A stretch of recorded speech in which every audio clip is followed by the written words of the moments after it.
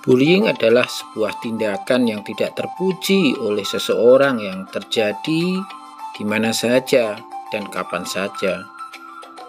Bullying ini merupakan tindakan mengintimidasi dan memaksa individu atau kelompok yang lebih lemah untuk melakukan sesuatu di luar kehendak mereka. Perilaku siswa yang mencerminkan sikap bullying memang banyak terjadi tanpa disadari oleh guru maupun siswa itu sendiri. Tentu, bullying memberikan dampak negatif kepada korbannya secara psikologis. Bahkan ada beberapa kasus bullying ini menimbulkan cedera pada korbannya. Cedera fisik yang bisa jadi menimbulkan kecacatan, dan ada beberapa bahkan sampai meninggal dunia, baik akibat cedera yang dialami maupun dampak psikologis yang dialami oleh anak atau remaja. Depresi yang ditimbulkan akibat perilaku bullying yang sering dialami bisa membuat anak menjadi tidak mau makan atau tidak mau minum. Ini tentu sangat mengganggu kondisi fisiknya. Nah, terkadang orang tua tidak menyadari bahwa ini terjadi karena ada suatu hal yang dialami anak di sekolah. Guru tidak menyadarinya, orang tua tidak menyadarinya. Akhirnya anak menjadi lemas dan akhirnya dirawat di rumah sakit.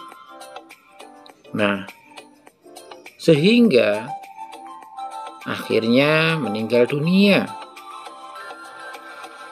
Nah, ada beberapa juga karena mengalami depresi yang berkepanjangan, anak atau remaja bisa saja melakukan perilaku bunuh diri atau mengakhiri diri.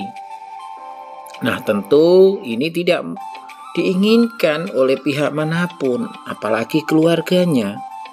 Maka upaya pencegahan bullying, baik itu di sekolah maupun di lingkungan tempat tinggal, perlu diupayakan.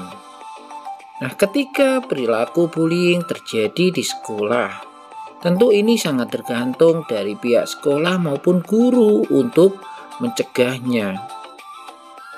Kenapa? Karena bullying memberikan dampak negatif kepada korban.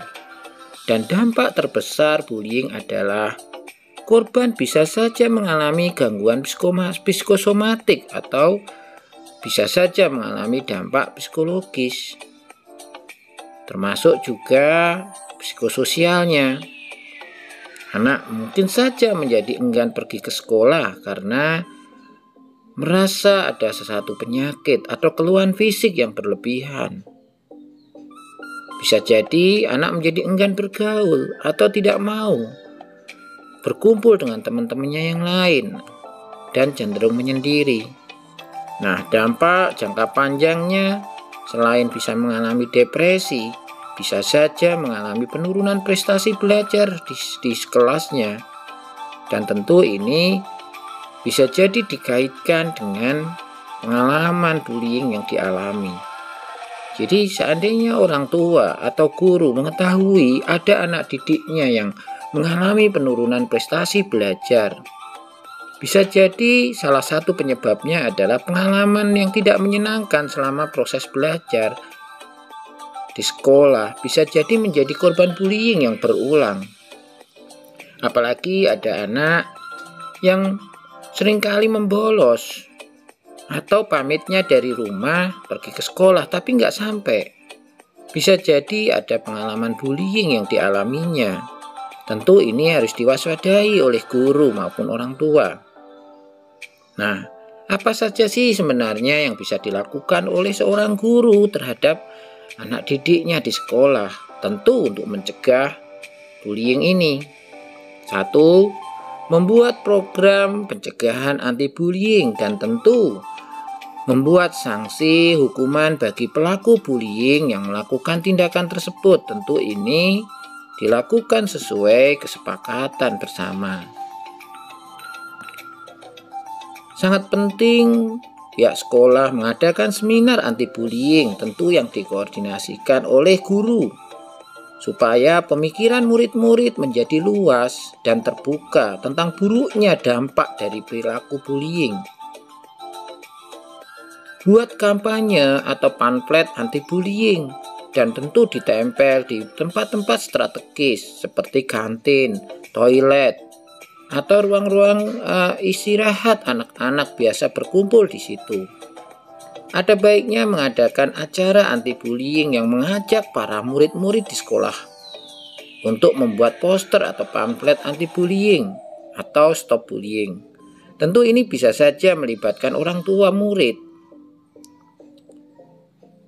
Keikutsertaan atau partisipasi dari anak-anak atau siswa tentu akan ada rasa memiliki aturan, memiliki tulisan-tulisan stop bullying, sehingga akan menjadi kontrol sosial yang baik. Ketika ingin melakukan bullying dengan melihat pamflet, melihat poster, bisa jadi tidak akan terjadi atau dilakukan. Apalagi kalau sanksinya jelas di sekolah. Tetapi kalau seandainya dianggap wajar oleh guru kenakalan anak-anak di sekolah, mengganggu, menghina, mengintimidasi, dianggap benar, ya tentu anak akan tidak segan untuk melakukan itu. Bahkan perilaku yang ekstrim yang mencederai temannya.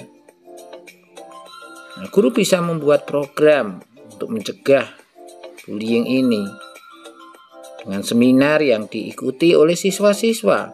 Tentu bisa saja memanggil expert atau ahli dari luar yang paham tentang bullying. Bisa jadi tiap semester selenggarakan 1 kali di akhir semester. Tentu ini akan membangun karakter, membangun cara berpikir anak yang positif, terutama terkait pencegahan perilaku bullying. 2. Membangun diskusi dan ceramah tentang mengatasi aksi penindasan atau bullying dengan anak. Mengadakan mentoring anti-bullying meskipun kesannya membuang-buang waktu, tetapi ini sangat penting bagi murid-murid dan sangat dibutuhkan oleh anak di sekolah. Karena guru adalah orang tua kedua selain orang tua di rumah. Nah, bisa saja guru menyiapkan 1 jam per hari anak diberi kesempatan, mungkin bisa saja secara bergiliran, untuk bertemu dengan guru BP ya, atau guru kelasnya, sekedar untuk bercerita pengalaman tidak menyenangkan khususnya terkait bullying dan bagaimana cara mengatasinya. Tentu ketika anak atau siswa mengalami bullying dan selalu ada kesempatan untuk mengekspresikan ketidaknyamanannya selama di sekolah, tentu ini akan positif sekali dan bentuk dukungan sosial yang bagus. Demikian juga pada mereka yang menyaksikan tindakan bullying yang dilakukan temannya, atau mereka yang belum sama sekali menjadi korban maupun saksi, tentu akan menambah wawasan betapa berbahayanya, betapa berdampaknya perilaku bullying. Tentu kesempatan 1 jam per hari ini akan bisa membuat anak-anak merasa dipedulikan, disayangi, dan ada yang memperhatikan di sekolah. Tidak hanya pada saat jam pelajaran guru berada mereka, tapi ada kesempatan di jam-jam istirahat mereka bisa mendatangi guru yang tentu bertanggung jawab atau ditunjuk. 3. Memberi bantuan dan dukungan pada korban, saksi, dan pelaku bullying. Tentu siapapun yang terlibat dalam perilaku bullying, baik itu korban, saksi, maupun pelaku, tetap saja butuh pendampingan atau dukungan. Nah, tentu guru, orang kedua yang terdekat dengan anak, harus mengambil peran ini. Menyediakan waktu untuk saling share atau saling berbagi pengalaman-pengalaman di sekolah. Ini akan menumbuhkan rasa empati.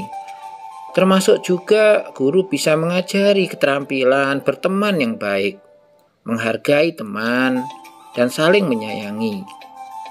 Melibatkan siswa dalam aktivitas yang konstruktif, yang bagus, yang positif, itu juga akan membantu mengalihkan kebiasaan anak tentang perilaku bullying ini.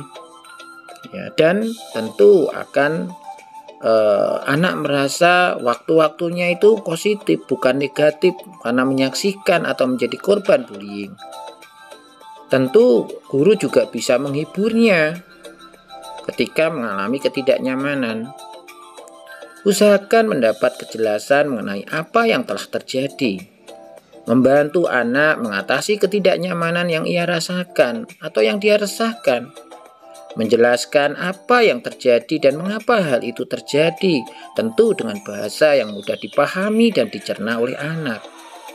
Dan sekali lagi, jangan pernah menyalahkan anak atas tindakan bullying yang ia alami.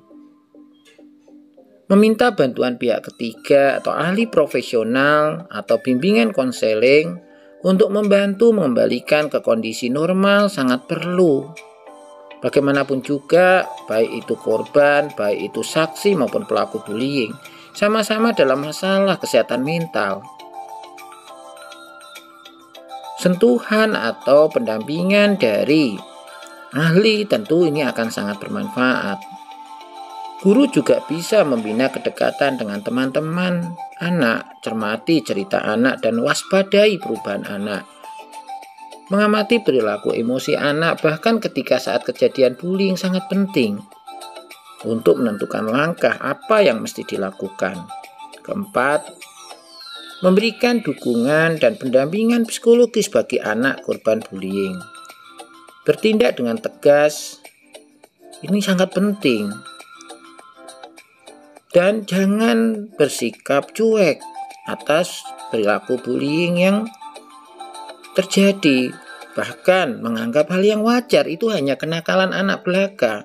Tentu ini berbahaya sekali. Guru harus bisa berpikir bahwa apapun itu, walaupun bullyingnya bersifat verbal, mungkin akan mengintimidasi anak. Bahkan mungkin akan anak merasa terancam. Sehingga perlulah ditanggapi perilaku bullying tersebut. Hal ini menyebabkan si pelaku semakin bebas dan merasa diizinkan dalam melakukan tindakan bullying. Tentu jika guru membiarkan, makanya jangan biarkan. Walaupun hanya sekedar intimidasi berupa verbal, ejekan, tetap ditindaklanjuti. Diajak diskusi kenapa dia melakukan itu. Jelaskan dampaknya jika itu dilanjutkan. Bagi korban, memberikan sanksi atau hukuman kepada murid agar hal tersebut tidak terulang kembali ini juga sangat penting. Tentu sepakati hukuman apa yang tepat buat dia dan komunikasikan dengan orang tua sehingga tidak terjadi masalah hukum di kemudian hari. Nah, makanya 1 semester sekali di akhir semester mungkin bisa ada pertemuan dengan wali murid untuk menetapkan sanksi ini. Orang tua juga harus bisa membantu menjelaskan kenapa sanksi itu ada dan apa yang dilakukan untuk mencegah mengalami sanksi. Silahkan mencoba.